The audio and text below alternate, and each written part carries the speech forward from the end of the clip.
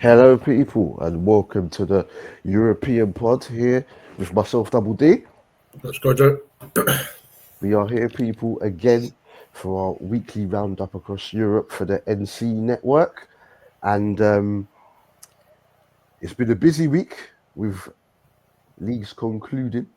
So we're going to go through. Well, time permitting, but mainly it's been about concentrating on Serie A and the Liga recently, but a couple other leagues concluded, so we'll be talking on those as well, which is how it used to be when we first started out anyway, when it was just an audio, but this is the third one of us seeing us physically here on the YouTube.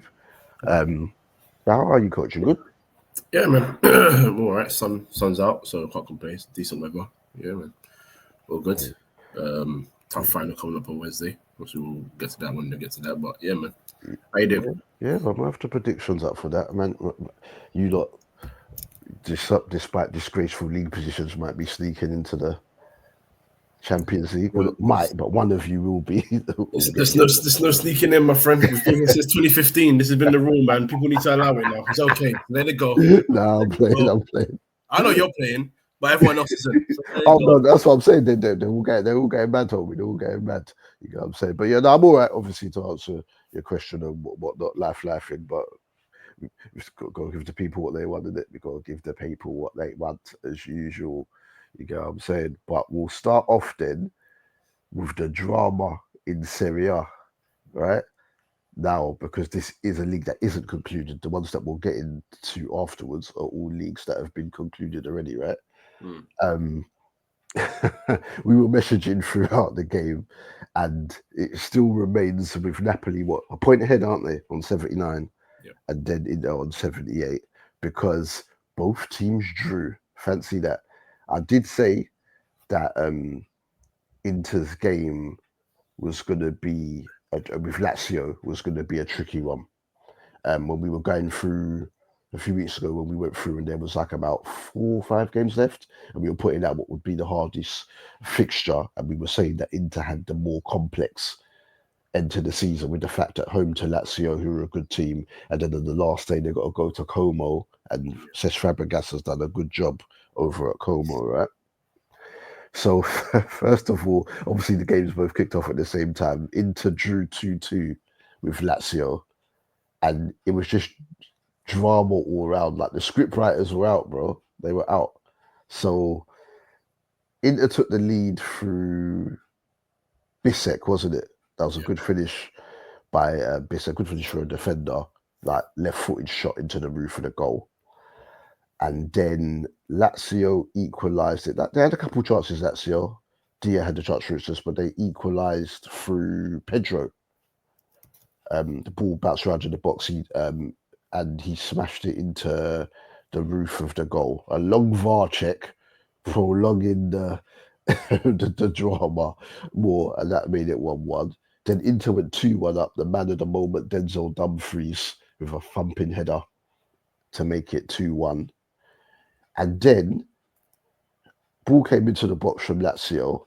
It hit Bissek's hand. I honestly, watching live, didn't actually see it immediately that it struck his hand like that. Again, went to VAR, another prolonged check, and then they've given the penalty.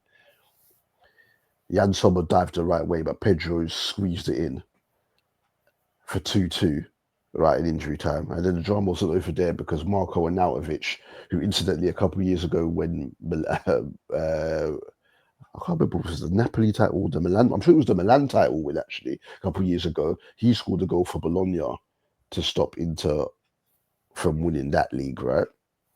He's obviously Inter now had an opportunity. I turned away for a minute because I had basketball on the TV as well, right? And then it was when you messaged and said, "How did you miss that?" for me to look back at it to then see Arnautovic just a few yards from goal, completely fluff his lines. Into also had a goal disallowed. Just absolute madness there, man. But they will be, though obviously, as we said, Lazio are a good team. At home, 2-1 ahead that late.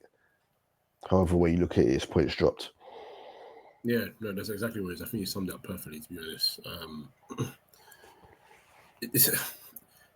I don't want to say you found out about a team when the pressure's really on. I think that would be unfair to say because Napoli didn't concede, but they didn't score. So on that side as well, I think you could maybe consider that's important points dropped. If you win this game, those 2 extra points give you you just need a draw in your final game at home. But with Inter, I think when you're at home and the pressure's on, and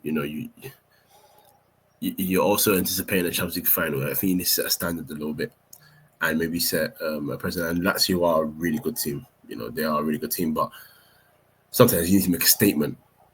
And I think it would have been fantastic for them to have made a strong statement where they were defensively imperious and, given Lazio what would have been a battering. But unfortunately, that didn't happen. So, yeah, they go into the weekend, a lot of pressure on. But I think it's going to end the way it is right now. Napoli number 1 into number 2, and I think this game here has given them a knock for sure. They can go to Como and get a result. Como, league-wise, have not much to play for, really and truly. So it's all in your hands. All the pressure's on you. But when a team has got nothing to play for, sometimes you got to take advantage of that, because they can come with the fire of, well, we can try to deny you a title, but you got to try and go for it. I just think, looking at how they played, Inter weren't bad, but it's the small errors that cost you. And someone like Pedro is one of the most underrated footballers that we've had in this generation. He's a top footballer, intelligent, quite clinical, to be quite frank. With you, whether he's been at whether it's Barca, whether it's Chelsea, Lazio. Before Lazio, what was he again? Roma? Was it Roma? Was that before Lazio? Am I confused? Or He was at Roma for a short. Yeah, then went to Lazio. Yeah. In Italy they've got no problem selling to rival clubs. There you go. Yeah. It's just he's so good. He's so good. And a player like that you have to keep an eye on for 24/7, and especially now he's older, his experience, he knows how to navigate a pitch and how to pop up in good positions, especially at key moments. So, yeah, it's a lesson to learn. But look, they're going to Como now. Napoli have Cagliari, so they're gonna have to hope that Cagliari are a good team. They play very good football. Mm-hmm. Give them a favor. But the way Napoli were playing, I would say Napoli were unlucky, hitting the woodwork. Good saves, I think they were unlucky. Parma didn't really give them too much of an issue, but it's going to be an interesting final day, man. Yeah, as you said, against Parma, Suzuki, who, as we'd spoken of previously, Parma's keeper, who's been linked to Manchester United. Man looks mad like Rui Hachimura, bro. If you get me, like I mean, right? For any of you basketball heads, but yeah, Psalm had a couple of good efforts saved by Alex Merritt. And Greece almost scored a brilliant goal for Napoli. When he controlled the ball, plucked out the air, turned and shot and hit the post. And in the second half, Politano, it was more cross that hit the bar. And Scott McTominay had a free kick that was tipped over by Suzuki as well. And then it was you that informed me that Napoli had a penalty. We thought at first there was a foul on David Neres, and then we saw the replay and we saw that he was a bit elaborate in his fall. But the drop. You think it was? Yeah. I mean, look. Thing is, all footballers are elaborate these days. They always try and give it a little bit extra, and that's the annoying thing. But if you look at the tackle for what it was, once he's not the ball past the defender's just going his way and said, "I'm not letting you go." And in the penalty box, if you're gonna do that, the most you have to do is just stand in the way a little bit, so it looks like the guy's coming to you. Yeah, like his arm was out, chest forward. Trying to you're blocking him. So even if he didn't fall elaborately, he can go to the ref and say, "Look, what's going on here?" So I think the decision was right. I thought the reason why it was overturned was a bit soft, in my opinion, but it is what it is. I think Palmer got away with one there, but yeah, it is what it is. It could be in the get but this is the thing. You'd much rather be in Napoli's position because obviously they're ahead, so they know their job is straightforward. They know if they win, they're champions, right? They're at home to Lecce, who need a win themselves to avoid relegation. So not necessarily straightforward, but with how good Napoli's defense has been this season, you tip Napoli to win it, right? But as you said, with Como being, I still think this could be another twist, man. As you said, Como have done well under Fabregas. A defeat does not hinder anything that they've got to do. They've finished in they're calm in the position that they're in. Lautaro obviously didn't play for Inter in this game. He just about played against Barca in the Champions League with the injury that he's had. He was going through the motions up in the crowd because obviously, Dia almost scoring for Lazio in that game, and they had one or two other opportunities as well. I hope it's not just because obviously Inter are my Italian team, but I think they could. I think there's going to be a twist. Maybe. I mean, no. Look. So, and I'll be very clear. I don't hate Inter. I know Juve are my team, but I've always liked Inter because one of my favorite players growing up was Adriano. So I've had an affinity there. Alvaro Recoba, Materazzi. So we're talking about talent there. Even if I just check the table now, even Juventus, man, that top 4 spot is not safe. Flip me. But I just think this is Napoli's time. There's just something in the water in Napoli right now where the way they're just grabbing results, and I think Conte I think it's just a title waiting for him, man. He's the guy that's always doubted because he's not afraid to speak his mind. And he just keeps proving you wrong. He'll have a bit of a drop and a moment in a club where it doesn't work out towards the end, and people can do whatever. But this is a guy that won many titles in Italy.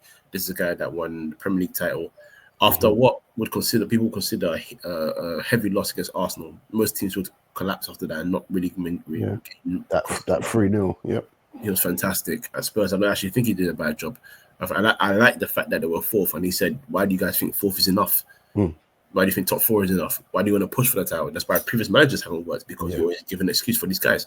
I like that about him. And now he's gone to Napoli, and people were laughing. This, whether it's a January transfer window or summer previous, he's going for that Premier League guy, McTominay or Philip Billing. Yeah. Oh, well, they're working. Yeah. They're working, and he's getting them, and he's got them to last day where they are top, and it's in their hands. If we're being honest, in their hands. So I think he should be very happy, and I think he's going to win the title home, man. Napoli, Inter is unlucky, but you got a Champions League final, so that's what I was going to say. It would be cool if they get over the edge after narrowly losing to City in the Champions League a couple of years ago. So all will be forgiven if Inzaghi can pull that out. But Inter did it seemed like there was some severe burnout in the squad, and maybe that physicality and energy that Conte's brought in Napoli's case from the Premier League, because we've seen him do it before, as we've spoken about with Inter. Like, man had people question Young or Eriksen playing as the deep lying midfielder and whatnot. He pulled it off there, so his method shouldn't be doubted. But obviously, people like ourselves are going to keep tabs more on the league from week to week than some others who might be a bit more outspoken, though they're not watching as much, because that's the state of affairs, isn't it, in this new media football era, Yeah. Everybody's got a voice now because of the socials and whatnot, saying whatever, but we'll see. We will see what happens there. But as we said, it's not all right. Let me get the other teams at the bottom, because Napoli playing Lecce, who are they're on 31 points with Empoli. Even Parma on 33 points, who obviously just played Napoli, and Verona on 34. So still there. Monza gone long time. Venezia a bit much because they need other results to go their way. So we will have to obviously talk on who wins Serie A on the next pod, but we will be talking about that relegation zone as well. You get me? So, right. The Liga now, because since we were last on, Barcelona have wrapped the title up. There was another round of games on the weekend, but Barca won on Thursday 2-0 away at Sociedad, wasn't it? And Espanyol. They won 2-0 at Espanyol, and with goals from Lamine, another special, Yeah, another blockbuster strike from outside the box into that far corner, looking like Robin, and cutting in onto his left foot. And then Fermin Lopez got the second goal after Espanyol had gone down to 10 men. As said, but obviously we weren't doing the visually like we are now. It's the audio that we've had running on the NC network for 5.5 years. Uh, I said at the start of this season, I said, watch out for Atleti, but I said, I really do think Barcelona, though it's going to be a young core, because they'll be playing with less pressure than Madrid. I said that they could do it. They've done it. Um, I knew Yamal was special, but I didn't know that he was going to have the assists, just the overall gameplay, even when he's not scoring or assisting, his ability to just take people on with ease and whatnot. We did speak last week about whether he could win the Ballon d'Or or not. Is actually, though they've not won the Champions League, a genuine opportunity that they could. But Hansi Flick, big ratings to him. I've been a fan. He did what he did at bringing the Champions League to Bayern. I was surprised when obviously it was a case that he wanted to go take the German job. That didn't really work. But he's come to Barca. Some people questioned the people like me, the likes of yourself and I, straight away, we've got no problem with that type of appointment because we know he's a good manager. Others questioned it whether or not he could bring his methods to Barca, but we have to say over the season, yes, PSG rather have been really good, especially since the turn of the year. But though Barca had that horrible dip, December times, outside of that, overall, look, good football is winning football, but in terms of the type of football that we like to watch, Barca, probably in Europe, you would say, have produced the best football throughout the season. So it's nice in that case for them to have gone through and pipped Real Madrid to win the Liga. Yeah, Mal is. Yeah, Mal's Ballon d'Or winner, man. I'm just going to address that first because what he's been doing is I can't describe it anymore. Actually, I think I said it.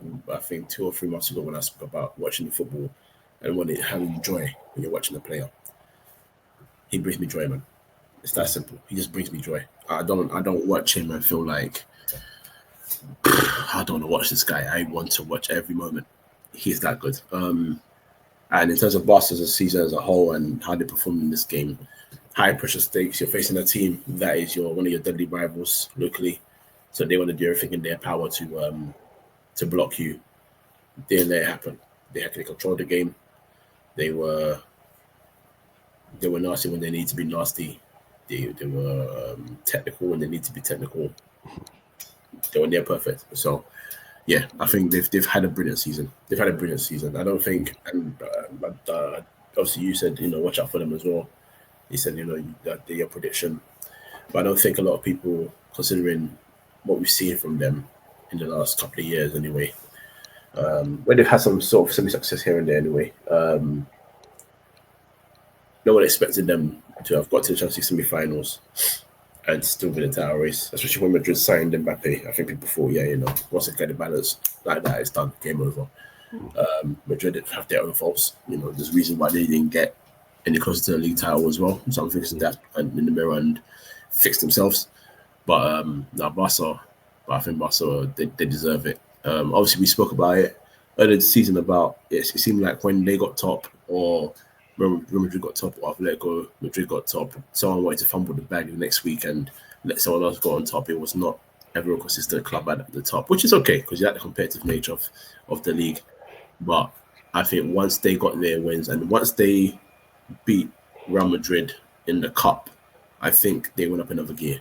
And we're steamrolling through this. I think that's the confidence boost they needed. I mean, they beat Madrid earlier in the season, but there was still a bit of inconsistency with results for all 3 of those clubs. But as soon as they beat Real Madrid in the cup, and it was so commanding, they said, I think we need to go from here. They play a high risk football, very high line, similar. Not definitely different quality, but similar to how Spurs are when they like to play a high line and go forward and press as high as possible and keep it in that half. Barca know how to do that. and they know how to create space in tight areas, which is an incredible skill. And the icing on the cake is Yamal. That guy is, yeah, he's genuinely what Cristiano Ronaldo has 5 Ballon d'Ors, Messi has 8. He is 17 still, right? Yeah. He could genuinely go on to win 10. Yeah. He has a great chance of winning. Some bookies have chopped his odds to 2/1 to win this Ballon He's d'Or. almost a certainty. That's why he just It sounds crazy, but I actually don't want him to get it yet, because of the fact that then it would seem to me the only way is well, obviously it could hopefully Spain to a World Cup, but then I think that the way that it will go, the only way might be down from there. I want Rafinha to get it, just because of the fact that he's older. Now, don't get it twisted. It shouldn't all be about GNA just because he's got more GNA, because there have been some games where Yamal has been the better performer out of the two of them. Yeah. And but Rafinha's been the one on the score sheet, because obviously Rafinha would like to play off of the right and cut onto his left, but shifted over can play on the left, and did a great job when using the 10 role. As you do, you can say 10 role, but it's like a free role basically, because it's Yamal, the one coming off of the right onto his left foot, and they've just been amazing. And I'm happy for Rafinha as well, because when he went in that World Cup season, when he went there from Leeds, a lot of people were questioning the move and were having shots at him. Even some people within the media, let alone just like social media, normal fans on social media and that. But it is scary when you look at the age of the team, youngest squad in the league, right? Yeah. Do you think they'll buy a centre back though, because of the fact in regards to the pressure high and whatnot? Do you think they'll get a centre half in? You never know if Barcelona. I think before they think about buying, they need to make sure that the finances are in order before they think about buying anything. Yeah, true. Or just registering players and drama they have every summer. Yeah, I mean, make sure you can buy chicken and chips before you go sexy fish. You know what I'm saying? Like you gotta make sure you know what you're doing with your money first. So let's see what they get your money from the transfer from the La Liga. You and Madrid always get the most money anyway. That's the given. So get your money, see what you can do, and then if you can buy us in the back, Lindelof is free in summer. So look at this guy. There you go. Man United should get you in, bro. You need to be on the payroll. You're doing work for them. There you go. But yeah, well done Barcelona, man. Well done Barcelona. Yeah, just like some great football, as you said, with the pressing high and whatnot. This will soften the blow of going out in such a tight Champions League game for them the week before last against Inter. But yeah, it was fitting that Yamal scored that goal. And the thing is that even if it was a case whether whoever wins it out, because I think that they'll be the leading two. It's crazy that Mbappe has scored this many goals for Real, and then they're only going to end up with the European Super Cup. Oh no, obviously they won the. Oh no, it's to come. The World Club Cup is to come. It's to come. Yeah. It's to come. Yeah. Don't know what they'll do in that one either. It's a weird year for Madrid, but they're already signed what? So they've got Trent and Højsund coming in already. Yeah, Højsund, yeah. So that's Højsund going back home. Obviously, the family are Dutch, but they went to live in Spain when I think he was like 5 years old or something like that. He's going back home. Yeah, so he's going back home technically. So yeah, a good signing that will give. He's very good on the ball, Højsund, and that will give some aerial prowess to the Madrid backline as well. They've just had so many injuries, but have competed till the end. Yeah. But even we talk injuries, coach, Barca. Ter Stegen out. That out was basically for the season. You may as well say. So they've got Szczesny in from retirement. Yeah. All the other injuries, Inigo Martinez. I would say there's been injuries all over. Lewandowski missing the crucial part of the season in the clutch, but not Fermin Lopez, Ferran Torres, when used got goals and helped like mix it with the front line to help Yamal and Rafinha as Yeah. well. And then obviously you've had the likes of Pedri step up and get goals and whatnot as well. Eric Garcia, like it's been a proper team, regardless of what Yamal and Rafinha have done, and obviously Lewandowski's goals. It's been a team effort. Once they got over that funk, that November, December, late November, early December funk, they've just kicked on, and they thoroughly deserve this one. And it just goes to show if the management, what you can come through even when there is injuries. You get what I'm saying? Yeah, I mean, but this is what football is. It's a team game. No matter how many teams have individual or players that have crazy moments where they can do things out of the blue, it's always been a team game. So when you hear people say, "Oh, we're their moments team or this team," it's like, well, no, the team builds up, but they've got a player that has that. Shout X Factor. So,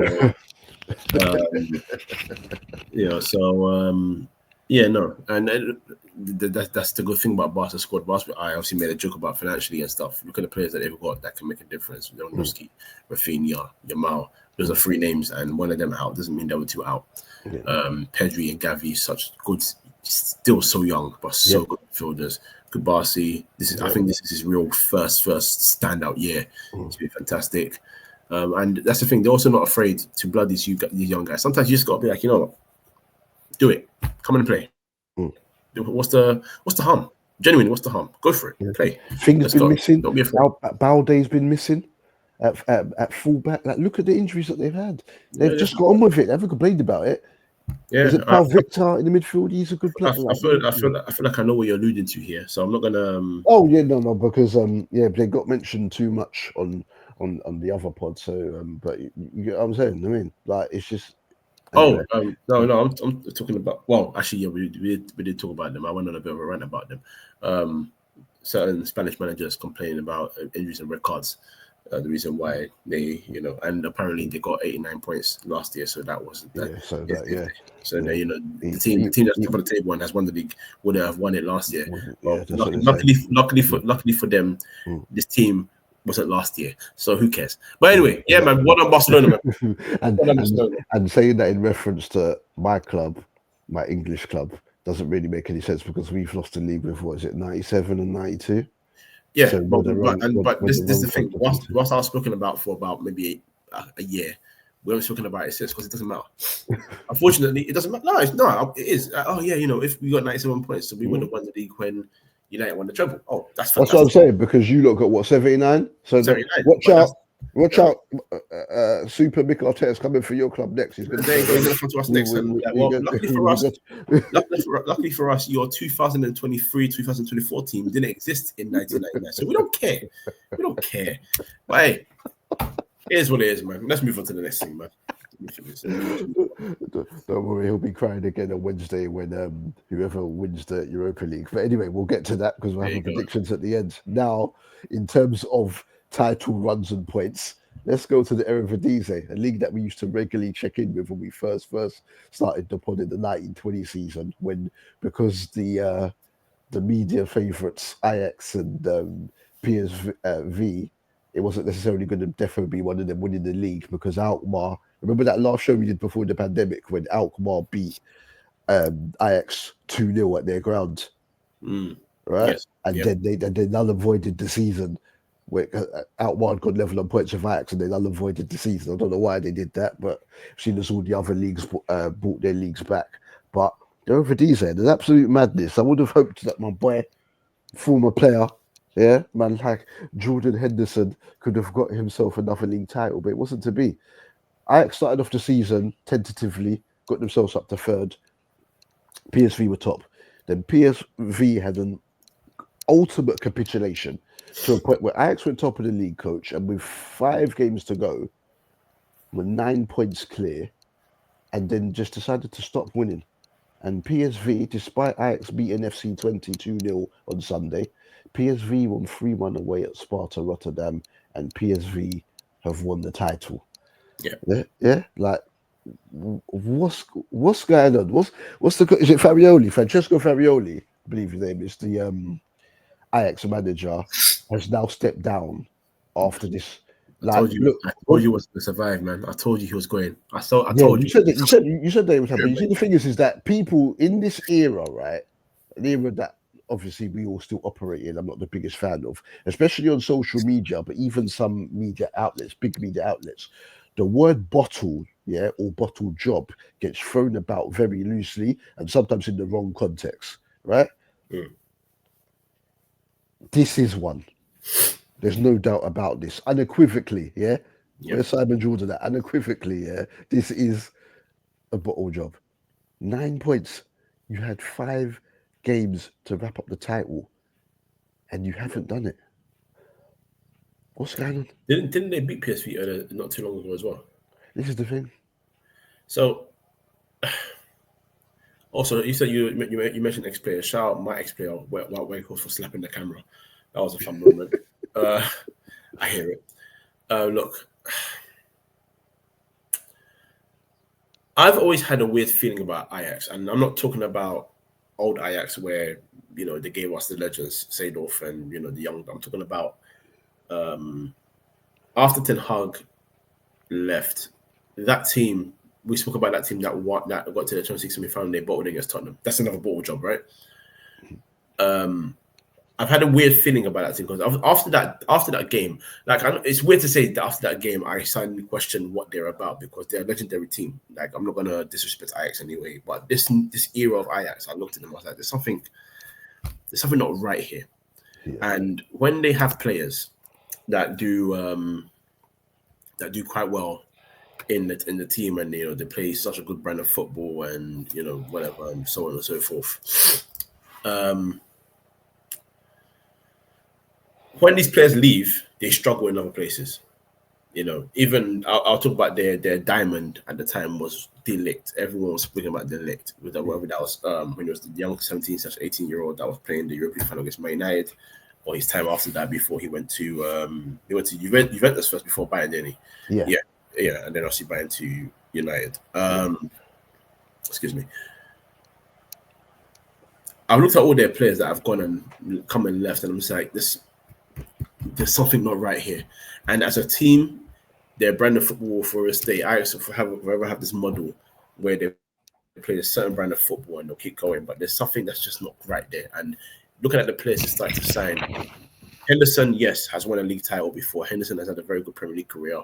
In fact, I said league title, he's won everything he could win in terms of when he was at Liverpool, all the domestics and the European. He won it, right? So that's someone that, in the dressing room wise, it makes sense to bring him. But there's something about that signing that made me sense that they're losing their edge. And yes, they were tip on the table for so long. But be honest with me, bro. Watching the league this year, have you been utterly convinced that they were going to run away with it? I wasn't sure about them when the season started, but Ajax.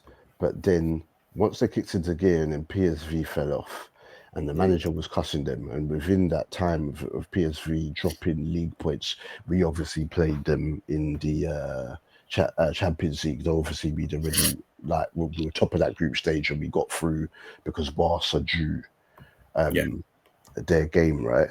But I wasn't really sure that Ajax had that in them. But then obviously because they got so many points there, I thought, oh, go through, they're going to do a thing. But look, but bro, look at Israel. As you said, they beat PSV 2-0. That was at the end of March. They then beat Breda 3-1. Beat Willem II 2-1. And then they lost 4-0 to Utrecht, drew 1-1 with Sparta Rotterdam, and lost 3-0 at home to NEC. And they drew 2-2 with Groningen, even though Groningen had 10 men. Like, what the hell? That many attempts, and they couldn't do it. Like, I can't. It's weird. It's funny to say, I'm saying it, and maybe someone could listen to this and say, well, give me a reason why. But sometimes you're watching a team, and there's just something so unconvincing about them. And you can't put a finger in it. I'm not coming to tell. I'm not here to tell you I told you so. Because I didn't make this like public knowledge. But I didn't also sit there and say Ajax are top. They're certainties. We spoke about them, and I said, they're top, and probably they'll go and run away with it. But that wasn't because I thought they were the most outstanding team in the league. It's because I wasn't sure, in my cheeky way, when you guys were like, for example, when Arsenal were battling for the title, I said I drop less points than Liverpool in the running, and that's why Liverpool win league. And like Chiki was saying, Arsenal are not going to win this title. That was how I felt about them. But I didn't, even though I say this, I didn't foresee this collapse. You needed 6 points. Losing 3-0 at home to NEC is, from that moment I went, yeah, it's a bit weird. It's madness. And also, sorry, my final point is, if you look at the player numbers in terms of goals scored, right? Weghorst is their top goal scorer with 10. I think that's just in the league. Yeah. That's not enough. It's not enough. The goals have been sort of distributed out. There's 9 here, there's 7 here, but yeah, they've done it by committee. But in the clutch, you need someone that you know that you could definitely rely on. That's going to put the ball in the onion bag to take care of the line. Yeah, yeah. I just wasn't convinced. So that's just my thought process. But I'm not gonna harp on too much about them. The team that deserved to win the title is the team that's won the title, because they didn't see the gap in the points and say, well, they'll probably win it, and then not come with the energy to try and win. They kept on going and going and going and going. And this is what the result is. So they deserve it 100%. It doesn't seem like it's gonna affect Farioli his stock, because he's being linked to numerous clubs, Premier League clubs, Serie A clubs, and I'm not sure whether or not it was a Bundesliga or La Liga one as well. So he looks like he won't be out of work for too long. He's still very young. He's only 36, but goodness me, what's happened there? Right. Now, another interesting league to look at quickly, the Primeira Liga in Portugal, because obviously Ruben Amorim left to come to your club, Manchester United. Was that at the start of November when Amorim took over, right? It's definitely November, but yeah. So then João Pereira came in to take over from him, but he was sacked on Boxing Day, I think it was, if I'm not mistaken, or in and around it, or his last match was Boxing Day, right? Or whatever it was, or in and around Christmas. And they brought in Rui Borges, and Sporting have won the league. Look at that. So do you think that it looks very unlikely that Victor Gyökeres will still be at the club next season? He's being heavily linked to Arsenal. I hope he doesn't go there. I've been talking about this man. Anyone can check my tweets since he was at Coventry, right? And they may use others, but these Portuguese clubs, they churn out, especially these central midfielders, they churn them out at will. So they'll go with that big Gyökeres money, and they'll go find a striker. They're welcome to take Darwin Núñez off our hands, take him back to Portugal should they wish. But do you think other teams will look at that and think that we don't want to be paying out compensation-wise? We don't want to put the club at a loss in certain circumstances, but could this be a model for them to look at, or would it have to happen in a bigger league for them to think, you know what, we've brought someone in, it hasn't worked, nip it in the bud as early as possible and get another person in? Yeah, I think they need to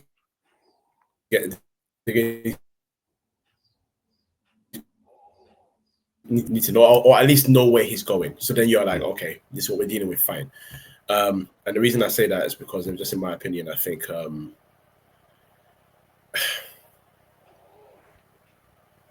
when you're about to lose someone with that many numbers, you have to have a planning process. So I'm sure in their minds they kind of have an idea of what striker they want next. But it's just gonna be a bit. It's gonna be a bit weird. It's gonna be a bit weird for them. They've got a lot to think about right now.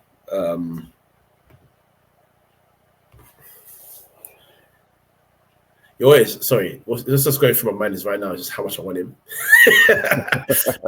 That's what was going through my mind right now. I just really want him. Damn. But no, look.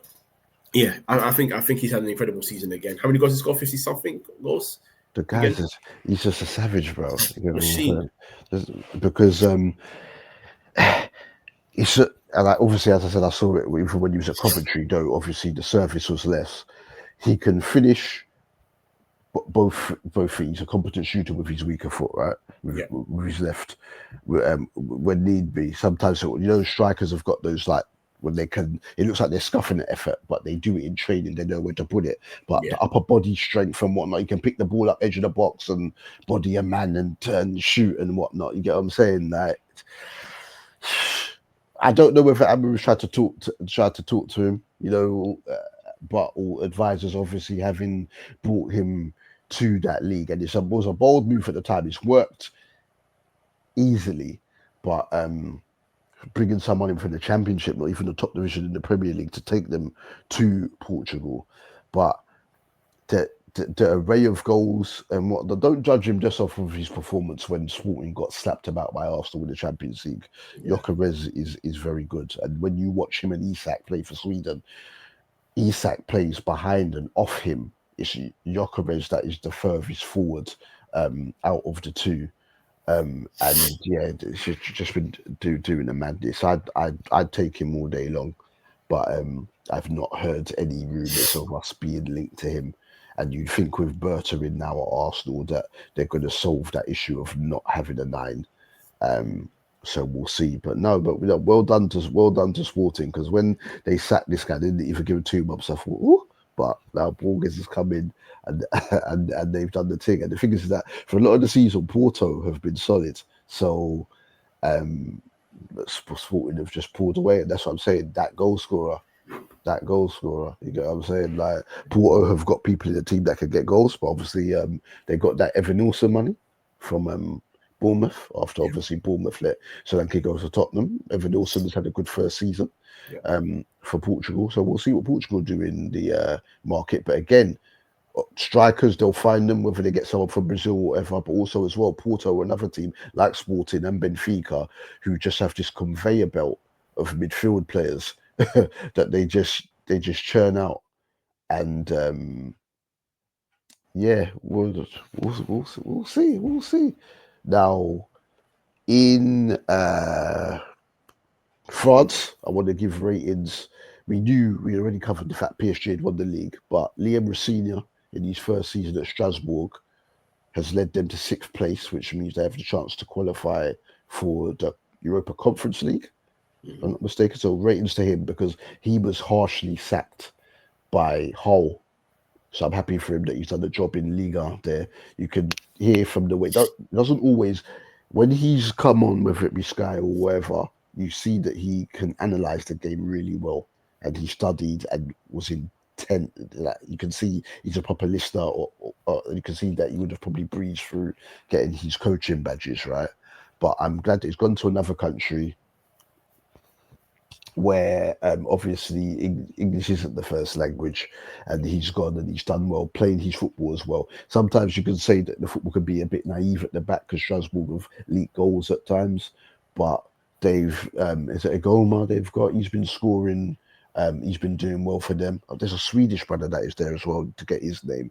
But attack wise, good team to watch, but hopefully he can get them qualified properly, like in Conference League, and we'll see what he can push on and do with them there. But I just want to give him a shout out, because we did say a couple of months ago on one of the audios that we would keep tabs on him to see what he could do come the end of the season. Yeah. The only blight right now is obviously they've dropped. They've lost the last 2. Yeah, so, true. They lost to the half on the last day. Yeah, so losing that, those 6 points would have taken them to a higher position. But that's semantics at the end of the day. And you're looking for something to beat him with a stick with. That's the only thing you can beat him with, and that's credit. Because I don't think when he went to manage Strasbourg, anyone expected this trajectory. He's done an incredible job, and a club like Hull, they'll be annoyed, because look at where Hull are. He's gone forward. Sometimes the manager gets sacked by these kind of clubs, and it's like, where do you go next? And they don't really go further because this not the right conditions. He's gone somewhere where he's taken a chance on himself, and he said, "I'm going to do this," and he's been superb. So yeah, man, he deserves all the praise. He's been fantastic, and high praise for him. Hopefully next season goes even better. As you said, you rightly pointed out the oh sorry, I said sixth, didn't I? Seventh. Seventh, yeah. Oh Jesus, wait, so they've oh God. Have I made an error there? Are they definitely in the qualification then? Can't remember now, to be honest. Oh no. I didn't really see. So even if they're not, seventh is fantastic. Seventh, yeah, but as you said though, with them losing the last two, when you think of the fact that Monaco have finished third with 61 points. Yeah. Oh goodness, look at me there. That's it. Those 6 points. You know what I mean? But it's sometimes it's pressures, man. It's the pressures of the game. Sometimes you get to that moment and you can see it, and for whatever reason, the team just can't see it through. But it's okay. It's okay. It could be worse. So yeah, no, move on. Right, let's double check because I was just assuming because of when I glanced at it on Saturday because I was out and about. I was at a party. Okay. So double check on that. Correct that next week if need be. I'm trying to think if there's any other. Right, Bundesliga though. We knew that Bayern Munich had won the Bundesliga, but Mainz is another team that I was saying, obviously, that we were going to be checking on. It was a crazy last day with goals flying in all over the gaff. So Bayern, Leverkusen, Frankfurt, and Dortmund in the top four. We did say we check on Frankfurt as well. And Freiburg are the ones who have crept into the Europa League. Yep. And then Mainz have come sixth. So Mainz will be going to the Conference League. So yeah, the goals were just flying in Germany after a bit of it was a slow start, but then a good second after. But yeah, Mainz were held 2-2 by Leverkusen. Well, I say held, they were the ones who got a late equaliser in that one after a Patrick Schick brace to deny them. Frankfurt slapped Freiburg 3-1 to end any chances of Freiburg had of getting into the Champions League. So that's gone to Dortmund, and Dortmund have snuck in there because Dortmund were having a highly inconsistent league season, but Guirassi's goals has managed to pull them into fourth place. So shout out Mainz. We'll be keeping tabs on them. They might have we'll see whether they can keep hold of their players as well. I must say I'm disappointed in Stuttgart, coach, after finishing above Bayern last season. And then obviously they've not been able to handle the figures of Champions League football this season and nowhere to be seen in the table. Because when you think they've got Demirovic and Undav and Milo, they've got some really good attacking players. So I expected more from them there, man. I expected more. So yeah, Yeah. No, go you. I was gonna. Oh no! I didn't really have much to add to that. I agree. I do fully agree. So yeah, yeah.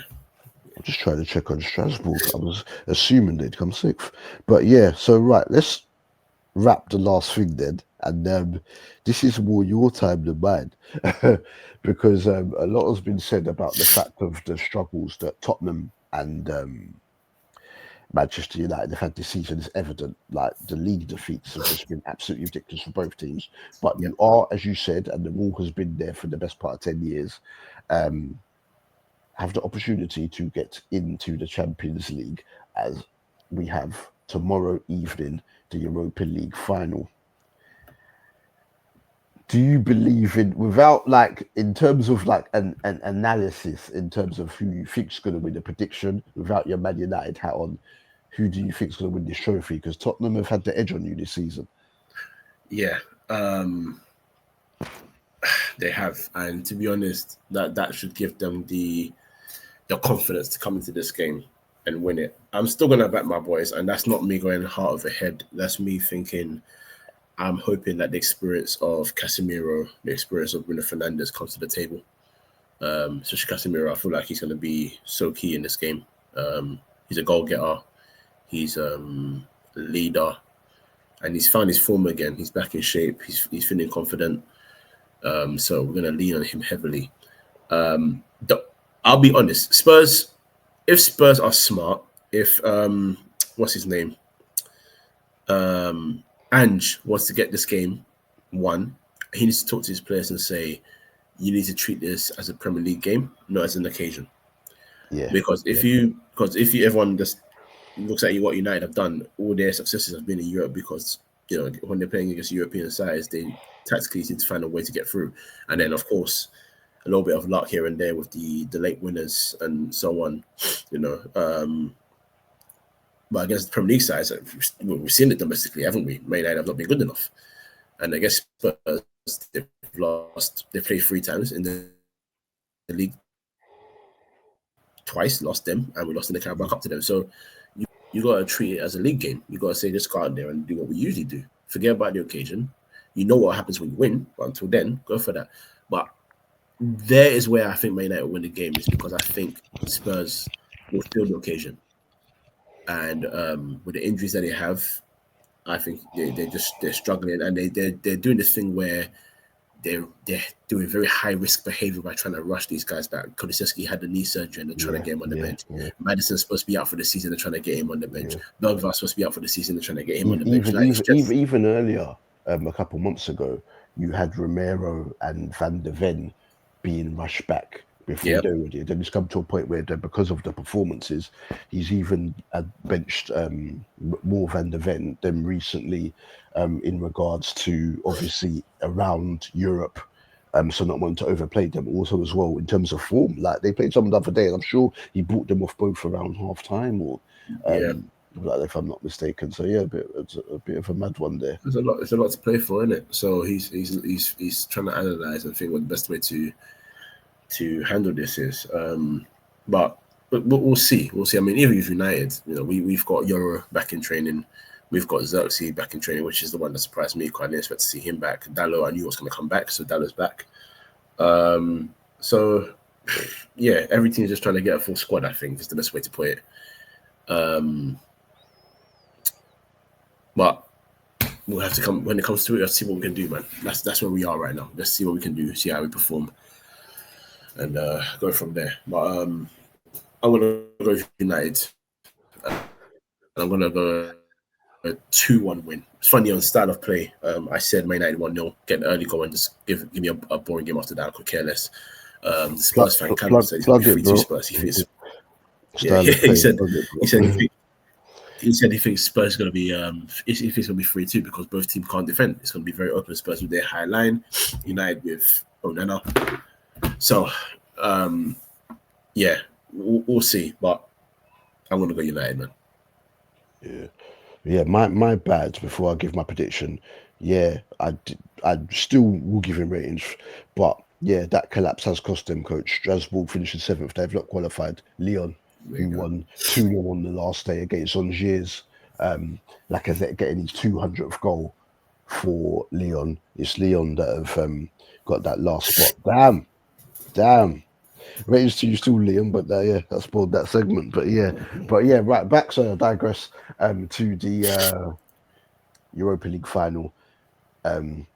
Because of the fact we're going toe for toe with you guys in terms of overall trophies, like the most successful English team, I would prefer Tottenham to win it. But you've just made the point of 3 players there that will be key to their creativity. Bergvall, but primarily Madison and Kulusevski. Kulusevski would seem rushed back, as you said, got injured. Madder's definitely out. He was the casualty of war in their semi-final because he got taken out by the thingy keeper, didn't he? No, that was the round before. He got knocked out by the Frankfurt keeper. Yes. Then he's come back, but then obviously he came back, but then obviously he's got injured again. Madison, obviously them getting past Bodo Glimt. United haven't lost in Europe this season, and it seemed like because the league form has got worse and worse and deteriorated, that they've played in Europe without any pressure. And if they play in the Premier League next season with the new signings they have, they're being linked to the likes of Cunha or whatever, we could see Amorim get his name, the damages that have been done to his name, because whatever he's done in Portugal, he's been much maligned now. And I think sadly, now joking, that because of those Spurs injuries, that United might just nick it. Probably more with you for 2-1 scoreline. I wouldn't be surprised if this goes to extra time. Oh well, Wouldn't be surprised if this goes to extra time. this I'm not a fan of all Premier League finals. All teams from like any league where it's two teams from the same league, you do sometimes get some decent ones. So hopefully this can entertain, but probably United. So Hart wants Tottenham to do it, though I don't care about him otherwise. Head is saying that Man United are going to nick this sadly. Bruno Fernandes. we will see, but yeah, we need him to be the difference maker. Yeah, and look, what you said about being linked to Cunha and stuff, so I think that's probably going to be a done deal soon, as well as probably maybe Delap if he doesn't prefer Chelsea. But this is what this final represents for both teams, and I'll be very real here. I think Spurs fans are speaking about more about the fact that they have gone 17 years without a trophy and they're craving success, whereas United. From speaking to Spurs fans, they feel like this is just another trophy for United from the fans they've spoken to. Listen to me.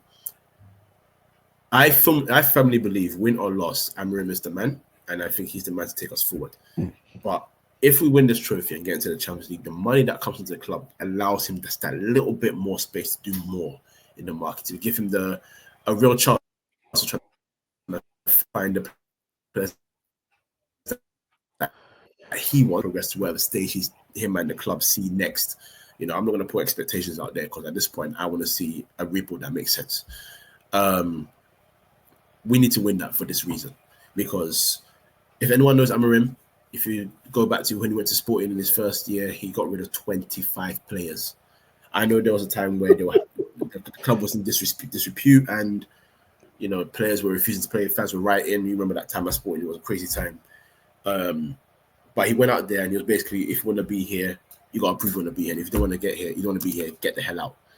And he did that, and they went on to win a league title the next year. And that's not going to happen here. You're not going to get rid of 25 players in one go. You're not going to just suddenly progress from 16th or 17th, depending on how Villa goes at the end of the season, to Premier League winners, or Champions League qualification. But it gives him a chance to at least try and start to build something. And I think he's got elements there that he likes already. He likes the young player. He bought Dog, who's only 20 years old. He likes those little aspects of Euro as well. There's a gem that he's got there. And then he's got his little other aspects that he likes in the team, like Ahmad, who's also very young as well. So there's such a young base to build upon. You now need to give him the players that he needs to elevate that further and help these guys elevate their game. And I think he's the right man to do it. So, yeah, man, I hope that we win this final for him, because it's for his sake.